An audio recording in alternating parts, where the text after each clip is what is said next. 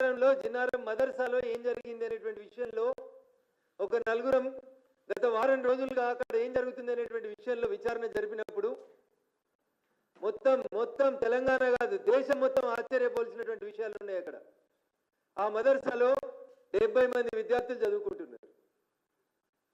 జిన్నారం దగ్గర ఘర్షణ కారణమైనటువంటి మదర్సాలో 70 మంది విద్యార్థులు చదువుకుంటున్నారు. ఎక్కడోళ్ళు? జిన్నారం వాళ్ళు, బొల్లారం వాళ్ళు, పటాన్చేరు వాళ్ళు, రామచంద్రపురం వాళ్ళు, సిద్దిపేట వాళ్ళు, ఇంకెవరో పక్కోళ్ళేమో అనుకున్నా నేను.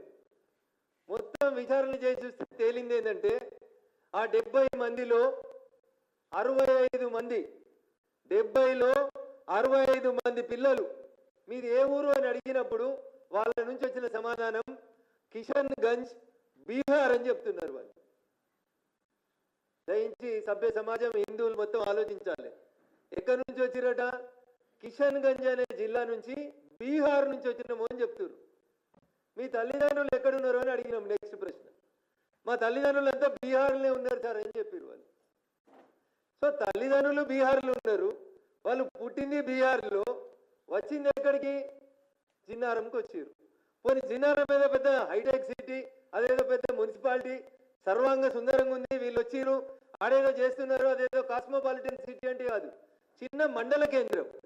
ప్రశాంతంగా ఉన్న ఒక మండల కేంద్రానికి ఒక మదర్సాను తెచ్చిపెట్టిరు. బీహార్కి వెళ్ళి పిల్లలు అని చెప్తారు. మాకు అనుమానం ఉంది అది కిషన్ గంజ్ కాదు, బీహార్ కాదు. Kishanganj is adjacent to Bangladesh.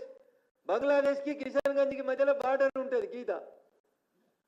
వీళ్ళంతా పేరు కిషన్ గంజ్ అని చెప్తారు కానీ వీళ్ళ దగ్గర ఒక ఆధారం కానీ తల్లిదండ్రుల గురించి కానీ వాళ్ళు సరైన సమాచారం చెప్తలేరు.